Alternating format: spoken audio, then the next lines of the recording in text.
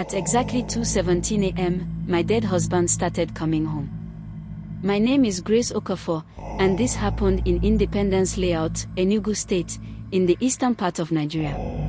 I buried my husband, Daniel, on a humid Thursday afternoon. The police said he died instantly in a car accident along the Enugu-Onitsha Expressway. They were very specific about one thing. Time of death, 2:17 a.m. That number followed me home from the mortuary. It echoed in my head during the funeral. It stared at me from every digital clock in the house. After the burial, I couldn't sleep.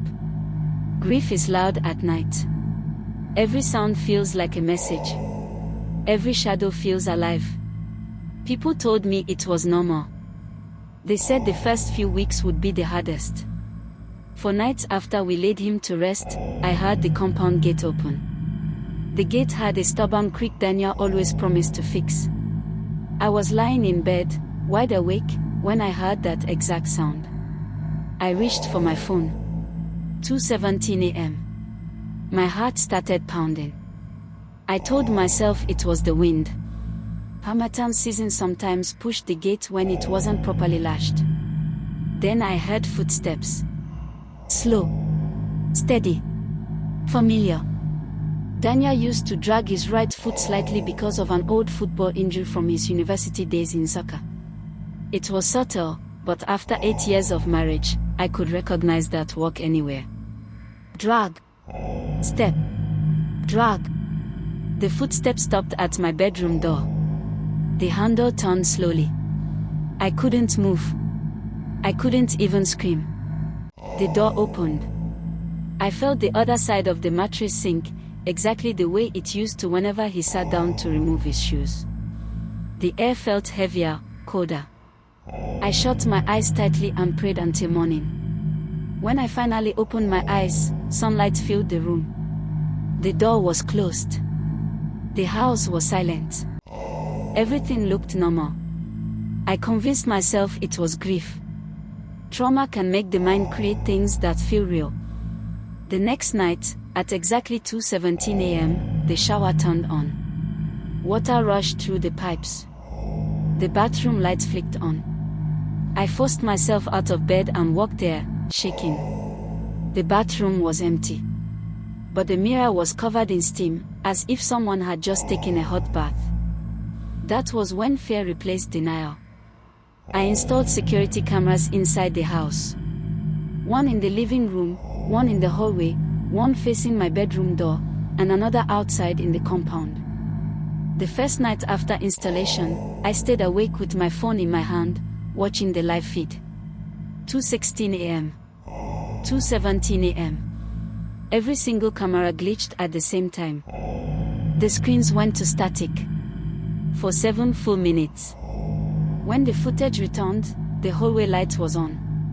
I was certain I hadn't left it on. Then my electricity bill doubled, even though I lived alone and barely used any appliances. My neighbors began acting strangely around me.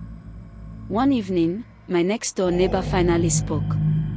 "Grace," she said carefully, "who is the man that comes into your compound every night?" My blood ran cold. She said he usually arrived at the same time. Same height as Daniel. Same broad shoulders. He walked like him too. I reported it to the local police. They checked the CCTV camera mounted on a shop down the road. The footage showed a man entering my street around 2:15 a.m. But his face was never clear. Where his face should have been, there was only a dark blur. I needed answers, so I went to the accident site on the Enugu-Onitsha Expressway. A vulcanizer who walked nearby remembered the crash clearly. There was something strange about that night, he told me. The driver's door was open. But your husband was found in the passenger seat. I felt my knees weaken. Daniel always drove himself. Always. So who was in the driver's seat? The police report said no other body was found at the scene. But that didn't mean no one else was there. That night, I didn't hide under my blanket. At 2:15 a.m., I sat upright in bed, waiting. The house was silent. 2:17 a.m. The gate creaked open. The footsteps entered the compound. Drag. Step. Drag. They stopped at my door. The handle turned. The room grew cold. This time, I forced myself to speak. "Daniel, what do you want?" The footsteps froze. The silence pressed against my ears. Then I heard a whisper. Not from the doorway. Not from beside me. From inside my own head. I wasn't alone. My chest tightened. Tears streamed down my face. I could feel him there, but I could not see him. And then it was gone.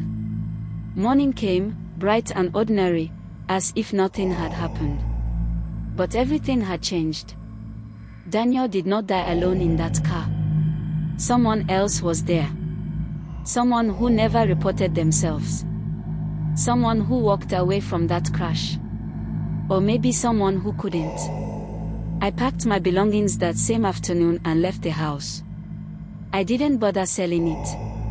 I just locked the doors and handed the keys to an agent. The property is still standing in Independence Layout, Enugu State. Every tenant who has tried to stay there leaves after exactly 2 nights. None of them ever give a clear reason. But one young man who rented it last year sent me a message before he moved out. He wrote only one sentence. "It's true." He comes back at 2:17 a.m. Welcome to Toricana Speaks with AI, the place for real, emotional, and thought-provoking stories. We always share stories that bring up dilemma and shock. Share your thoughts below by following us, commenting, liking, and sharing our videos to reach wider audience. Help a small YouTube page like us to grow.